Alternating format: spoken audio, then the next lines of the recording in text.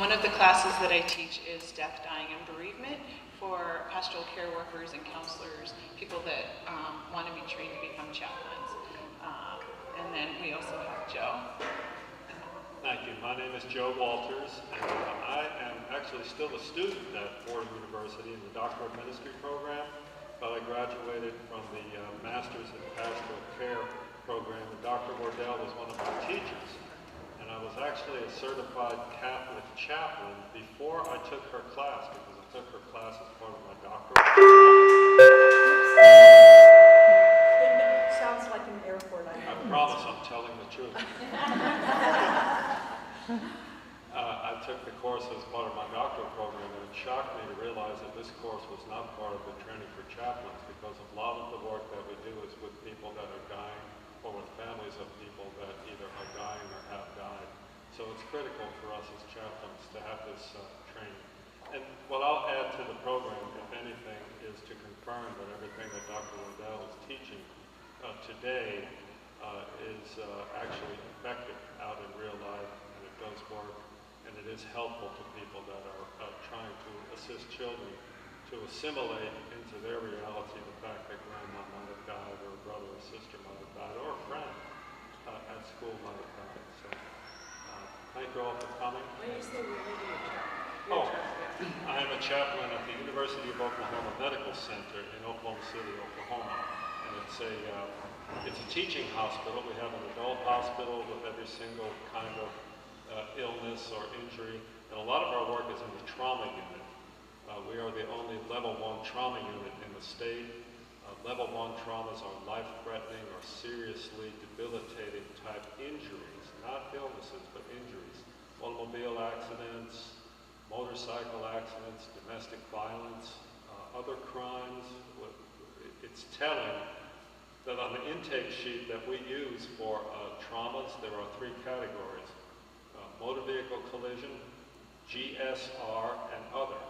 GSR means gunshot wound. GSW, gunshot wound. And so it's telling that even in a medium-sized city in the Midwest that there is so much gun violence that it's actually a category on the intake form of the trauma. So a lot of times we are working with people who didn't expect someone to die, but then the whole world gets turned upside down because of some terrible tragedy that happened on a given day.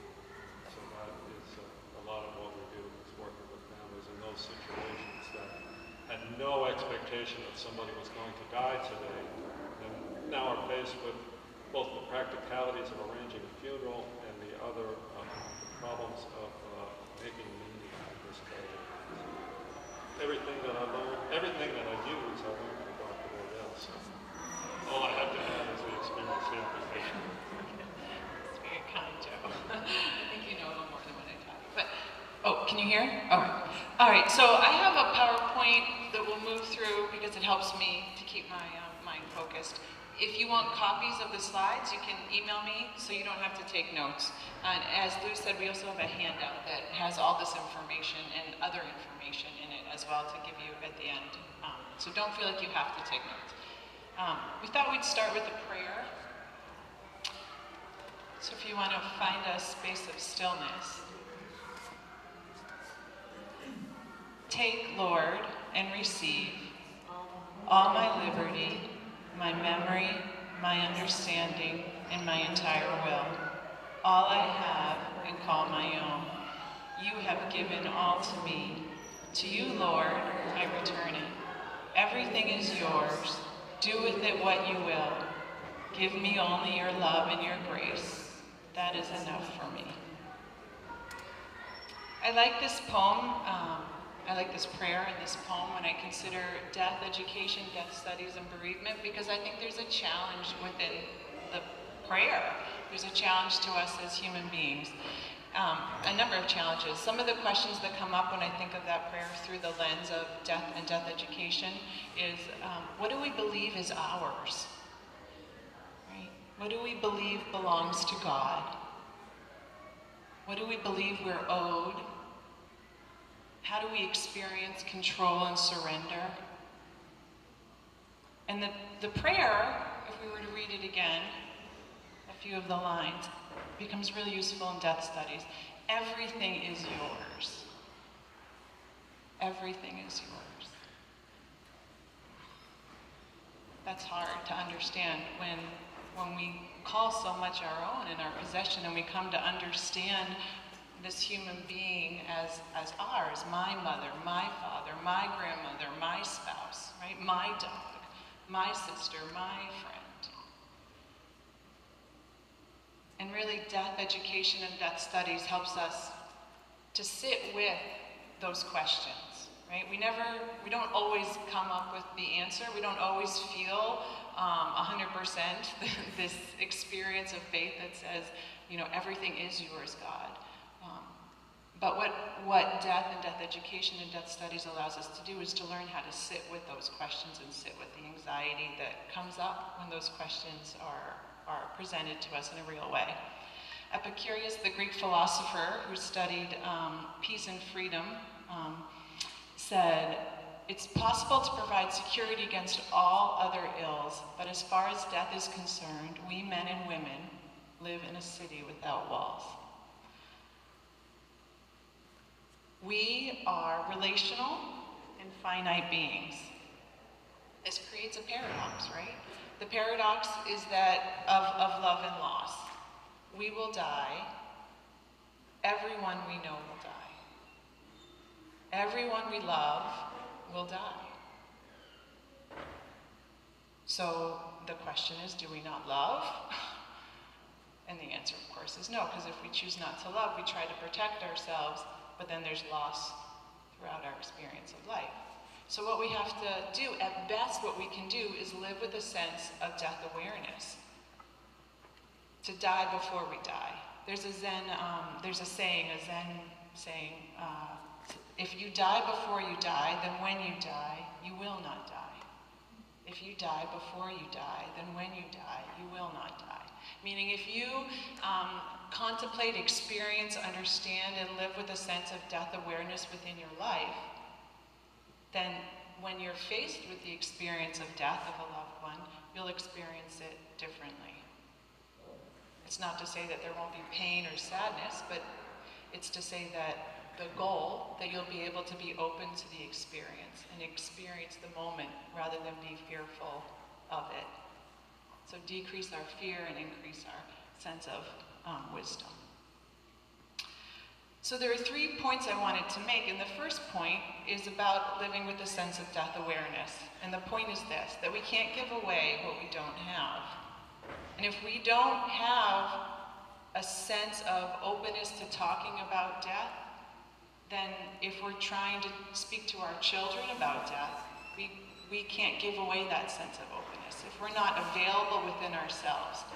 Now, do we have to walk around talking about death every single conversation? No. Do we have to wear black all the time and sit in an experience of mourning? No. But it's about being aware in the moment that we're finite beings. And that when you live with that sense of awareness, it changes the way you live. That's the hope, right? That's our hope, is to live with a sense of awareness of death so that it can change the way that we live in a positive way. That we're more open to each other, more loving, more understanding, more forgiving, more filled with gratitude.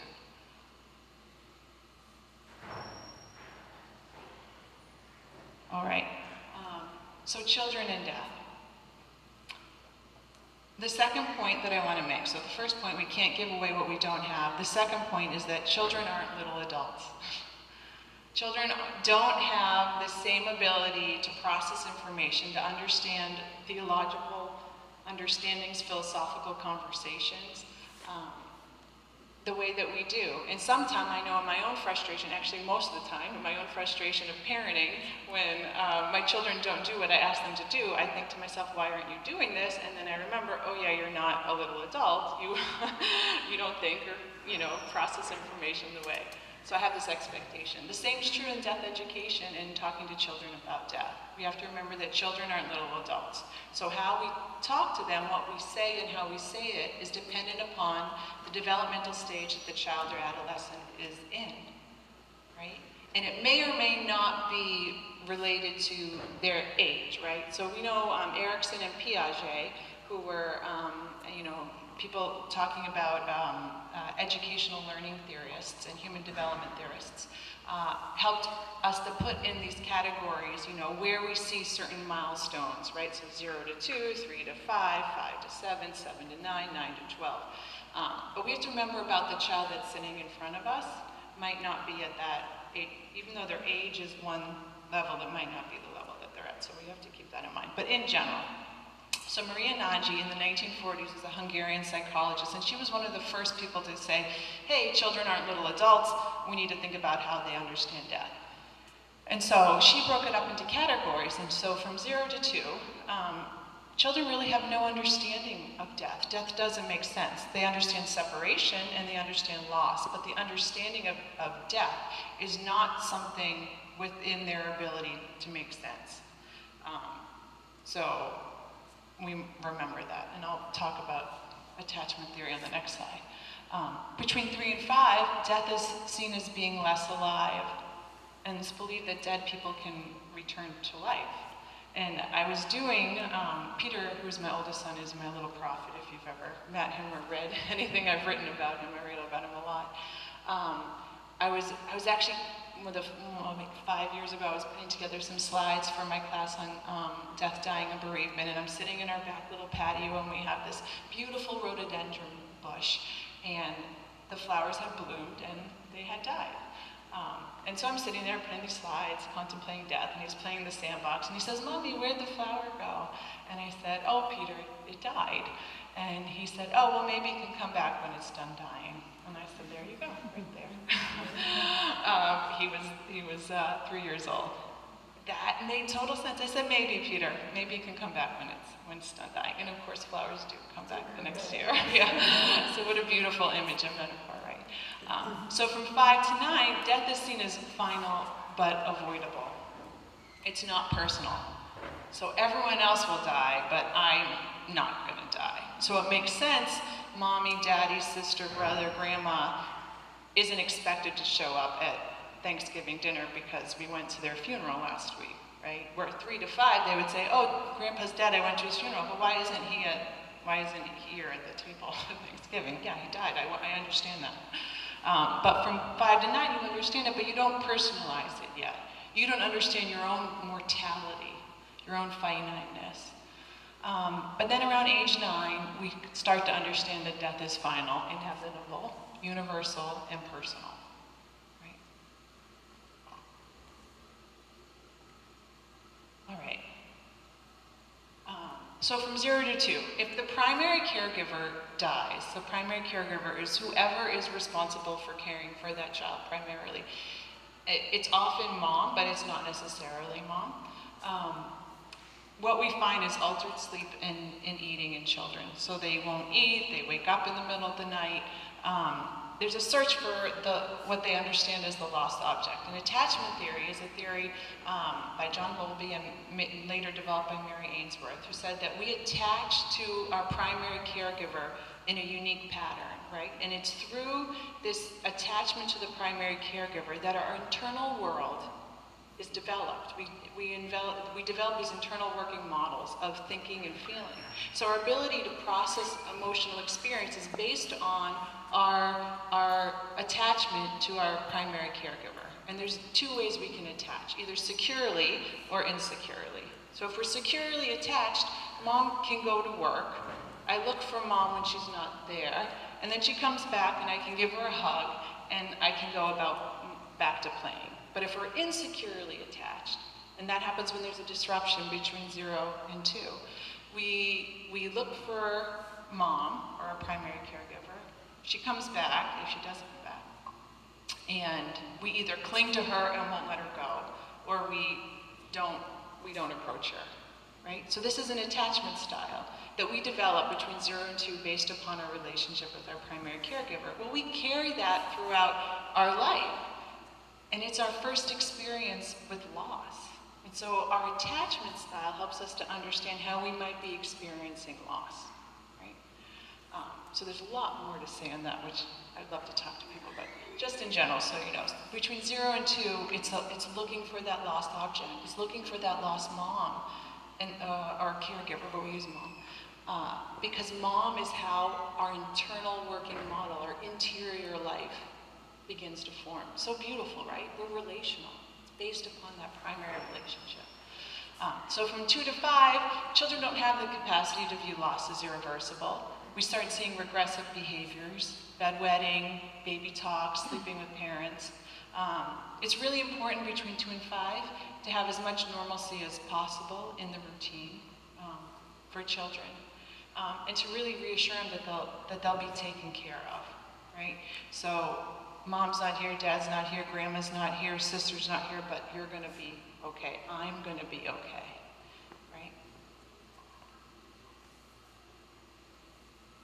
From 5 to 8, we understand that most people begin to understand finality, not personal, but finality. The grieving may be more internal, not external. So that means we might start seeing more drawing within the self, not bedwetting, not regressive behaviors, not acting out behaviors. Regression still is possible. We may need to hear the facts of the death repeated again and again, right? So, grandpa died, okay, tell me how he died.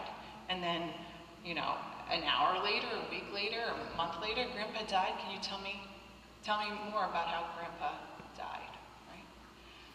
This presents a challenge for us, right? Depending upon our ability to be present with our child, right? And that's why it's so important to have a support system. You know, we're relational beings, right? We live in communities at best, right? So if we're not able to be available to retell the story of how the loved one died, because it's triggering our own experience, and we often see this when in a family system, if it's dad died and mom's the one who keeps being asked why, where's dad, and mom's dealing with her own grief reactions that may or may not be overwhelming, we need other people around to help us retell the story, so that it doesn't become, this is a question I don't ask and I, you know, move within my interior self. So if we ourselves in our role as parent aren't able to be open, we find other people that can help us in that situation. From 9 to 12, we understand the finality of death. It's important to inform school personnel when children are school age, but it's really important for children not to be singled out. Anyone that has a 9-year-old or knows a 9-year-old to an adolescent knows that they want to feel uniquely special but don't want to be picked out of a crowd. And so there's no difference in death and understanding death, right? So let people know, but don't have them singled out. And between 9 and 12, we can allow children to be part of family decisions when possible. Or, you know, do you want to be part of the Mass? How do you want to be part of the Mass? What do you know, all these questions that can be involved, right? Death has a way of making us feel quite powerless, or helping us understand our powerlessness, right? And when we do things like planning for funerals, there's a sense of control that can happen within that experience, right? I picked this song, grandma liked this song, daddy liked this song, mommy liked this song. So what are the needs of grieving children? Shep Jeffries, who's a wonderful psychologist at Johns Hopkins University and whose son died of an illness, wrote a book called When Tears Are Not Enough, How to Help Grieving People. So I highly recommend it, anyone who wants to do further work. They said that the needs of grieving children are these. Children need to be allowed to grieve at their own developmental level, right? We have to understand the level of the child and allow them to grieve at that level. They need to be heard. They need to be included when possible in appropriate ways. They need to be hugged, held, loved, and reassured of their safety. We all know how to do that, right? They need to be reassured that they're not the cause of the death. They need to be allowed to have timeouts. George Bonanno, who's a psychologist at Columbia, talks about this natural ability we have to oscillate in the grieving experience between feeling sadness and feeling a sense of joy or lack of sadness, and that's actually healthy when we oscillate. That when we look at people that grieve, it's okay for in one moment to feel extremely sad and the next moment to not have an experience of feeling sad, right? That's healthy. So we have to allow children to have those timeouts too. Normal routines, right? Death has a way of taking away our assumptions of how the world's supposed to work, and that takes away our sense of security and safety. And so when we have normal routines, it helps us to know what's going on. It helps to increase our sense of predictability and control, which we all need. They need to not be singled out as special by adults. And they need a sense of normalization, right?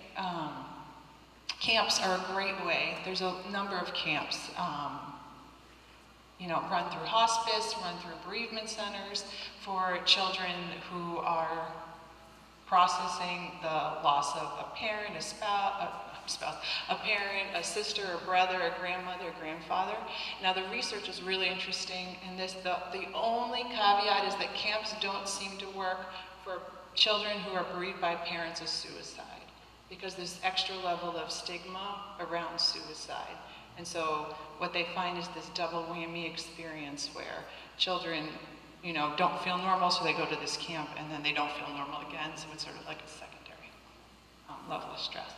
All right, so we can't give away what we don't have. Children aren't little adults. So we need to remember that children are not adults.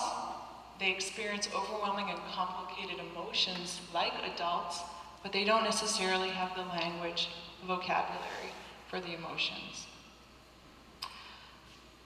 Children may grieve loss at different stages of life again. So the first grief may not be the most profound grief experience. So we know that at different developmental stages, we may grieve the loss of the loved one again. And we also know from research on death and dying is that when we grieve one loss, the immediate loss, we actually re-grieve our other losses. We revisit our other losses.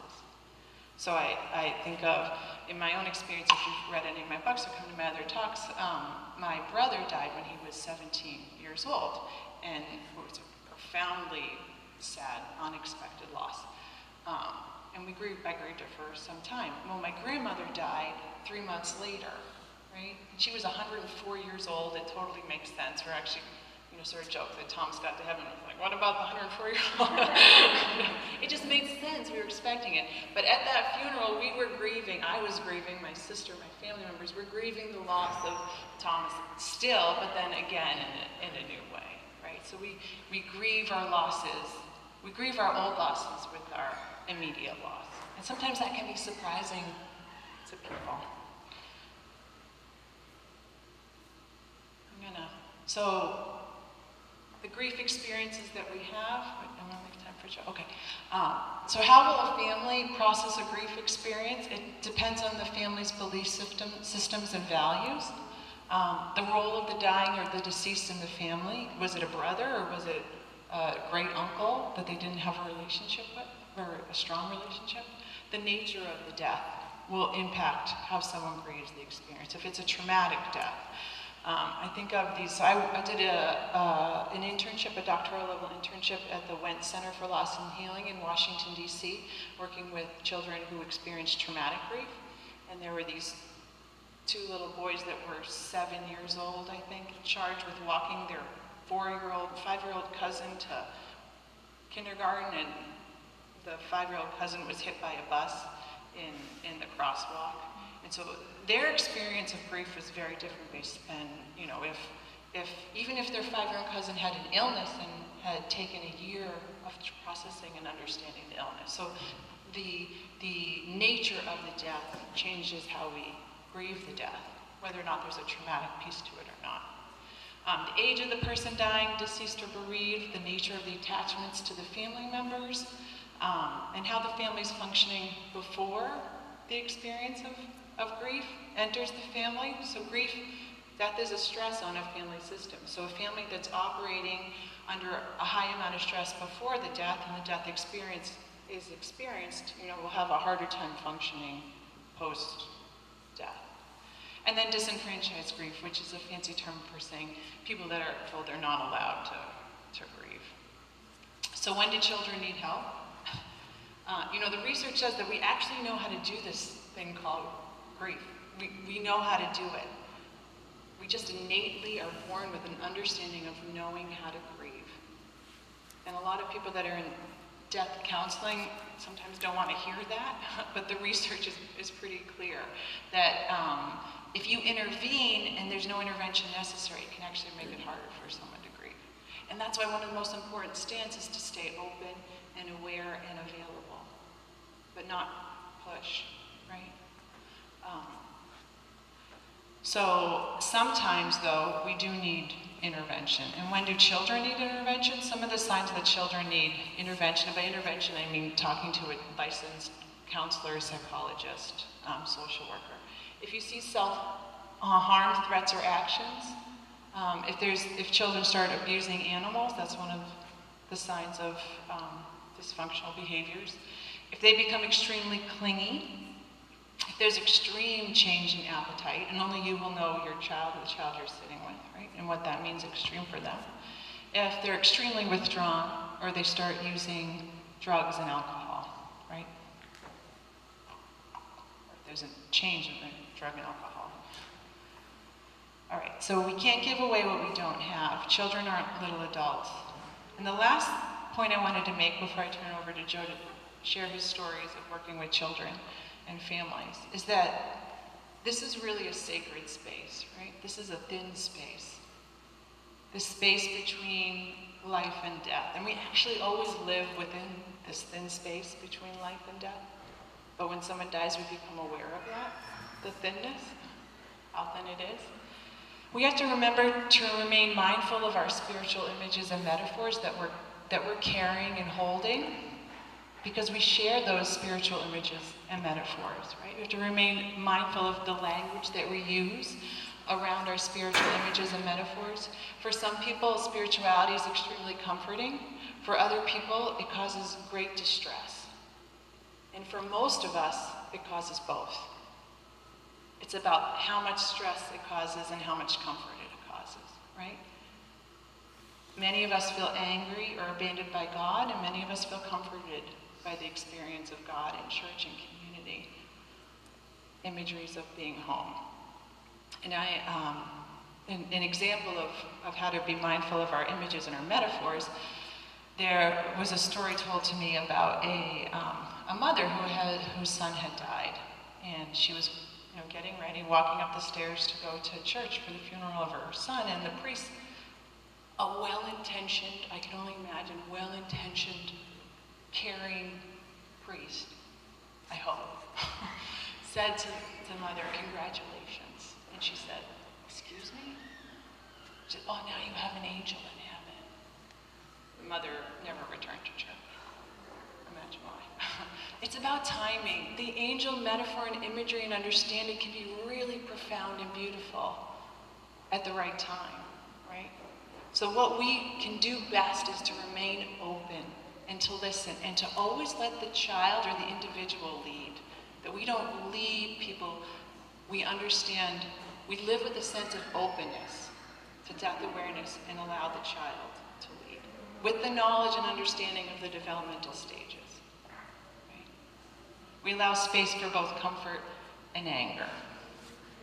All right, so now I'm going to pass it on to Joe to share some stories of working with families and what he's done in his intervention. Thank you, Dr. Werdel.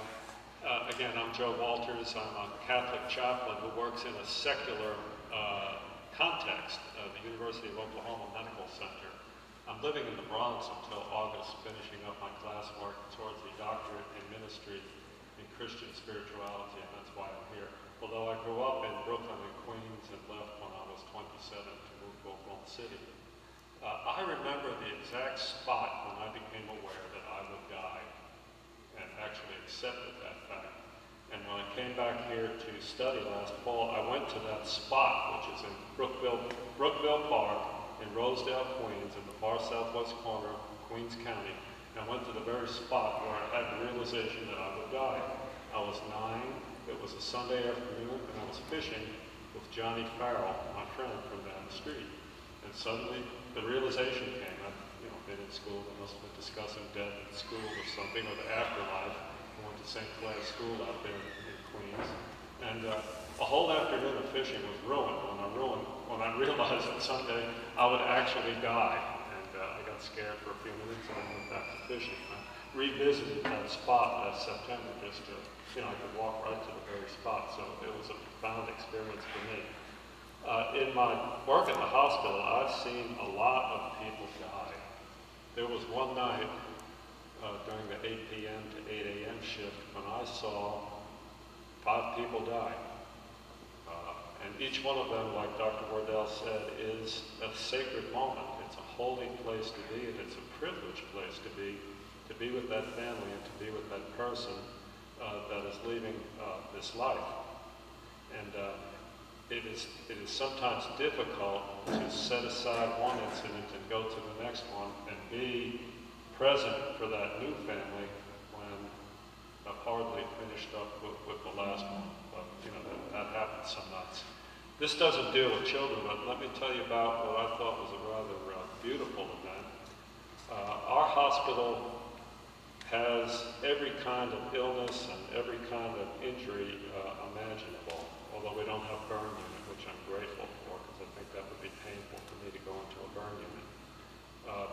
Got a call to go up to the floor where there's mainly oncology patients, and said that the patient in room whatever wanted to see the chaplain. So I walked in, and there was a woman laying in the bed that, well, obviously at one time was very, very beautiful.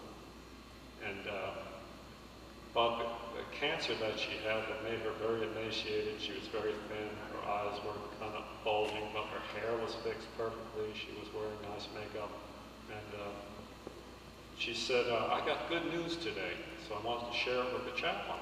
And I said, well, what's the good news? My mind is thinking, she must have been told by her physician that she's in remission now. I said, well, what's the good news? Tell me what it is. She said, I've been told that I'm going to die very, very soon. I said, oh, you seem very content and peaceful with that. Tell me more about that. And she said, she talked about her life and how she'd been a successful person with a real estate development company and had a loving husband and children, and had really enjoyed her life, but she was in pain and was happy that she was going to be out of pain soon. And she had sent her children and her husband home. She said, I need to rest. And she said, I wanted you to come up and pray with me. I said, okay. I always ask people what they want to pray for. I said, what would you like me to pray for with you? I said, I want you to pray that I die tonight.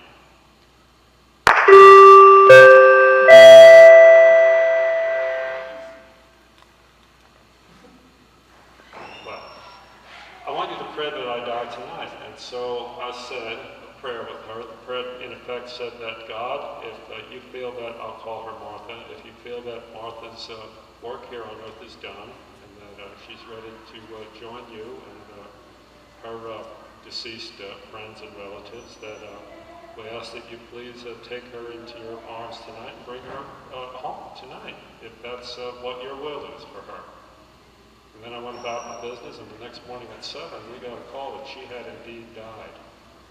And it really was a beautiful moment for me to see how somebody really could have an accepting attitude towards their death.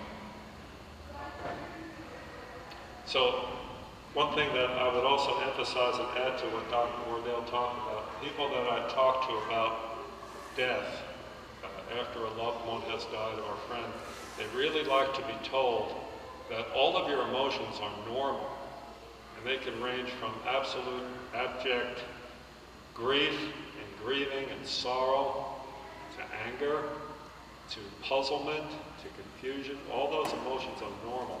They can't be controlled or directed. And I tell people that if it's a man or a woman, and they say, well, one day you might be terribly sorrowful, the next day you might want to go play golf with your friends or go mow the lawn. And that's also very normal, that you're ready to go back to your normal activities. There's nothing wrong with that you're going to do something enjoyable. And I also tell them that it's okay to want to be alone. And for that, if it's in a religious context, like I say, I'm in a secular hospital, and everybody there is not religious, and not everyone is Christian either. There are some a lot of Hindus and Muslims that I've worked with. But if they are Christian, I say, remember, Jesus went away to a quiet place to pray very often. So you may feel that you don't want everybody bringing over casseroles and salads and food for you constantly, but you may want some space for yourself and some quiet time to pray by yourself. And there's nothing wrong with telling people, I would like to be alone for a little while, I'm going to do that. But people find that comforting, that their emotions are normal, that they may have swings, and that normal life is okay. Now, children. At our hospital and at many of the larger hospitals, there's an organization called Child Life, and they are specially trained, usually have a degree in one of the social sciences, but then they have some additional training on how to help parents and other caregivers work with children.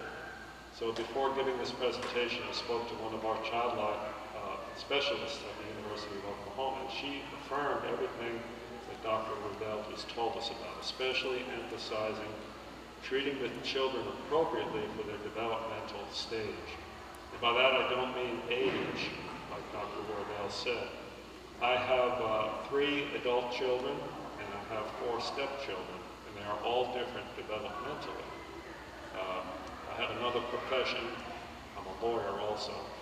And one of the things that I did in Oklahoma was give presentations on adulthood to high school seniors. What does it mean when you turn 18? Now you can sign a contract. Now, if you unfortunately are stupid enough to commit a crime, you go to the real jail and not the juvie hall. You can lease an apartment, those kinds of things, and they really get interested when we talk about how to beat a traffic ticket.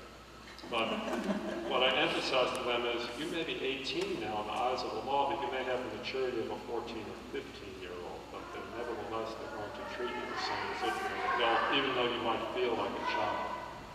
So it's very different. I was a coach too. Little girls can catch a pop fly on a softball field when they're about 10. Boys can't do that until they're more like 11, unless they're really outstanding. That they can catch a fly ball in the outfield. So everybody develops differently. And discussions of death should come from the caretaker. We don't do that as chaplains. Sometimes our child care specialists assist with the parents, but we don't directly talk to children. We talk to parents. And we emphasize to talk to your child as appropriate for their developmental stage. You know your child, how mature they are, how immature they are, whether they can understand or not. I tell them, don't use euphemisms. Grandma has gone away for a while. Well, the implication is that grandma's going to come back. We have to directly use the word death. Grandma died. Is grandma coming back? No, grandma died. I would be real careful about saying something like, well, God took grandma home. For years I've mentored a young man that I've known since he was a homeless teenager, and who's now close to 30 and a college graduate and doing well.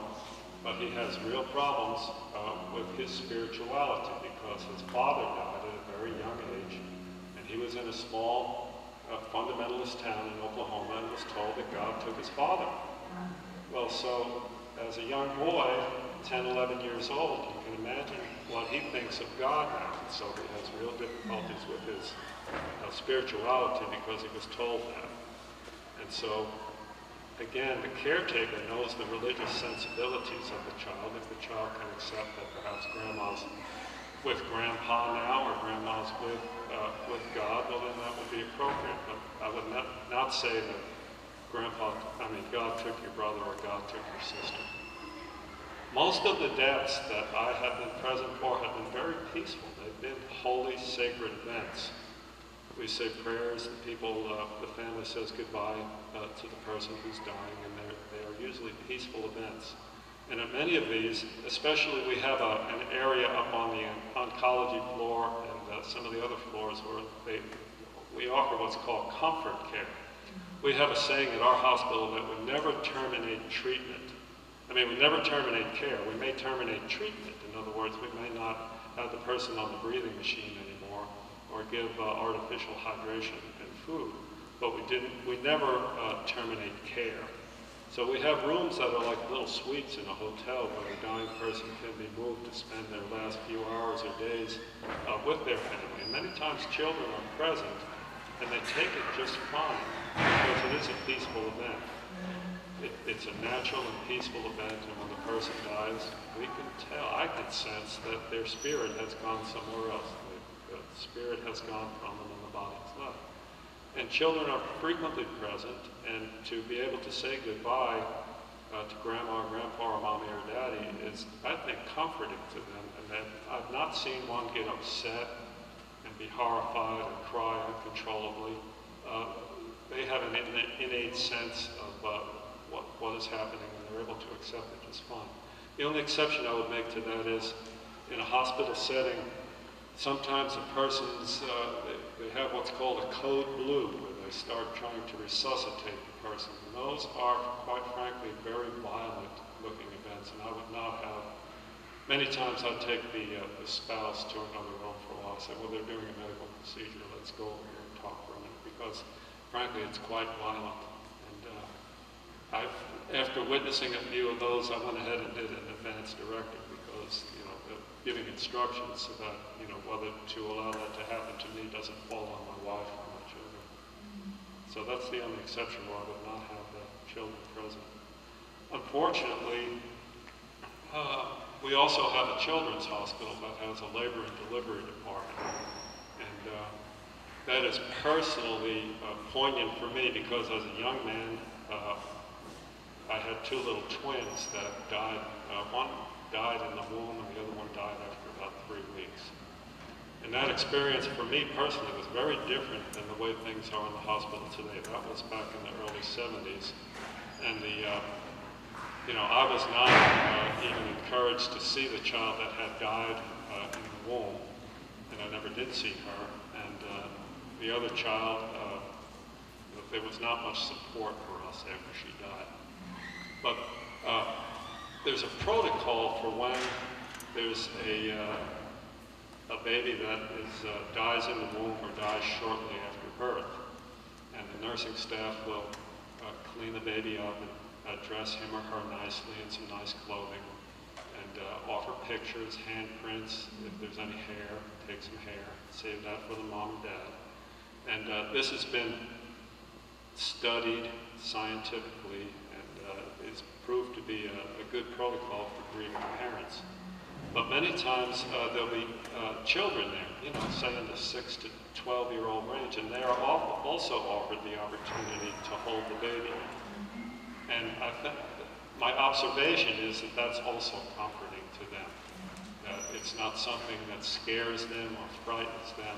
It's comforting for them to do that. So I guess one of the threads that's going through my talk is that death need not be a scary thing for children if they are allowed to participate. Again, contrast my own experience. When 3 of my 4 grandparents died, I did not go to the funeral. I was told, go to school, don't fall behind. Grandpa would like you to go to school and not fall behind and go to basketball practice. That's what Grandpa would like. Well, I don't know if that's what Grandpa would like or not. I never discussed it with him. But I was sent to school and did not go to the funerals. And, I guess the thought was also too upsetting. So I think that, it's best to be direct with children. After all, it is a universal fact that we're all going to die, and it needn't be scary at all for a child to be part of the dying process. I also, and I don't know if this is, also work directly with dying children. One story made a big impression on me. It was kind of a peak event for me. I was working at the hospital when a child was brought in. She was about 15 years old, profoundly retarded, cerebral palsy, had been abandoned by her mother at a local hospital as an infant. And she went to a hospital for specialty care for children like that. And a woman that worked there at the reception area up front used to walk through and look at the children and pray over them. And she just was drawn to walk through, and she became attracted to this child. And she went home and said to her husband, who was a teacher at a small Christian university in a suburb of Oklahoma City, I would like to bring that child home and adopt her. So he said, okay.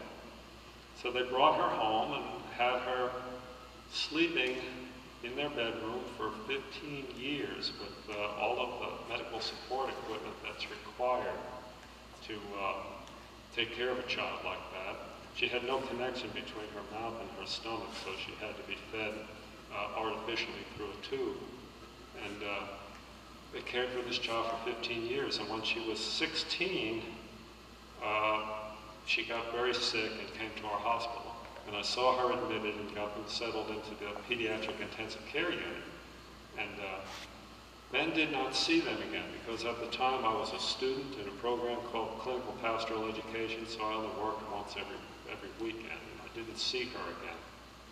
And then at the end of my whole training process, on the very last day, I got a call that they said they were going to withdraw treatment from somebody up in the pediatric intensive care unit. And it was that girl that came in the first day, and I had bonded with her father. He and I made a connection at a level. We've all had these experiences where we meet somebody and make a connection with them immediately. We become friends. And I became friendly with him. You know, the way the unconscious mind works, some people just connect. And I connected with this guy, and it turns out that the child that they were going to withdraw the life support from was that child that was admitted. It was a severely disabled child. And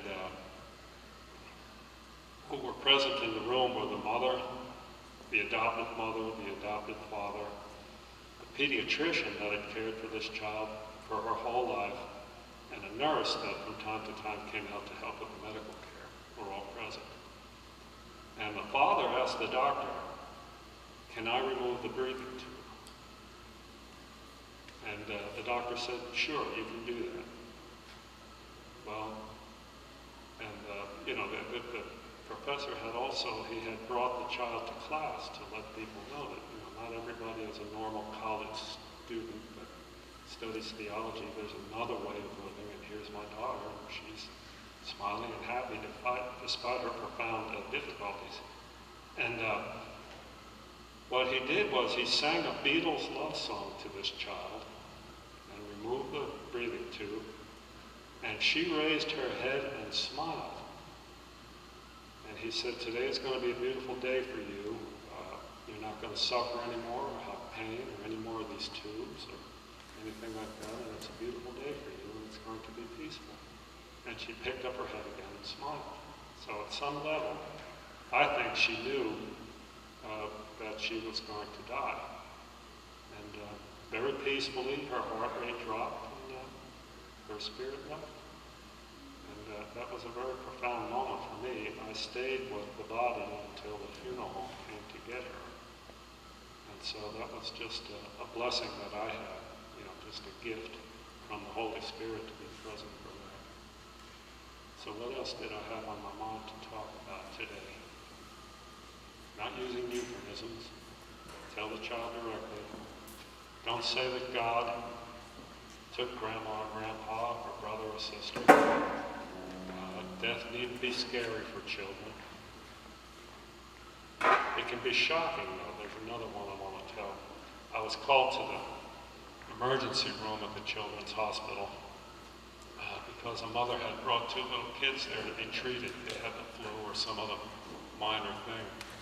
And they said, I couldn't figure out why they called for the chaplain because it wasn't a big deal.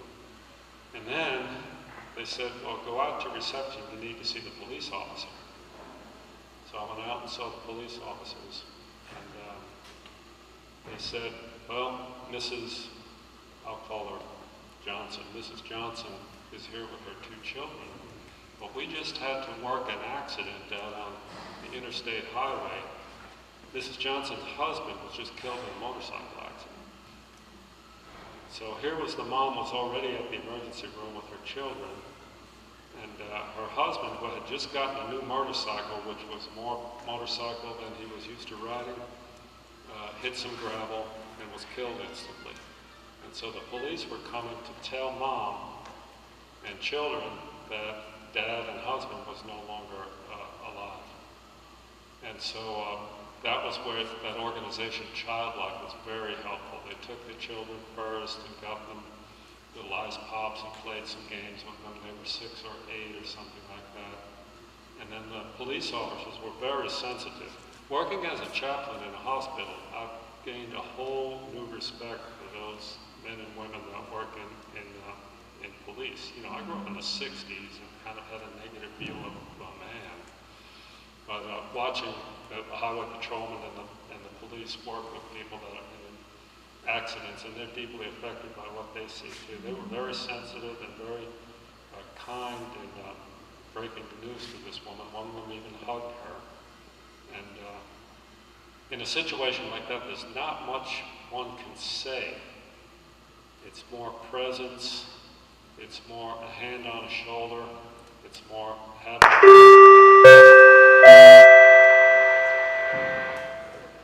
having ears to listen and to comfort and be present. That's helpful. But you know, she had to tell her children, and I told her, she said, well, what do I tell the children? And the child care specialist and I said, well, you have to just tell them the truth, that Daddy had a terrible accident and he died. And that you have to answer their questions and you have to be there for them. And you have to be able to hug them and hold them, which we understand is very difficult in your situation because you just lost your husband too. And so then I explained to her that, you know, what the grieving process is like, and that I think the benchmark is about 5 months. If after 5 months you still have serious problems of depression, can't sleep, can't eat, things like that, then you need to seek professional help. But the children, of course, were very sad. They were shocked and surprised, but they didn't appear to be hysterical. This was something terrible that happened that they'll have to process. Maybe they were in shock, but they did not act hysterical. So that's a situation where the death was unexpected. Nobody expected Dad and husband to die that day. So this can happen. It's made me more aware of living every day and trying to do the best I can every day, to do something for someone else every day, and to also enjoy things. Not be so cheap about things. You know, if the $20 t-shirt is nicer than the $15 one, I'll not get it because 50 years from now it won't matter. And, so, thank you very much for listening. I've enjoyed being here.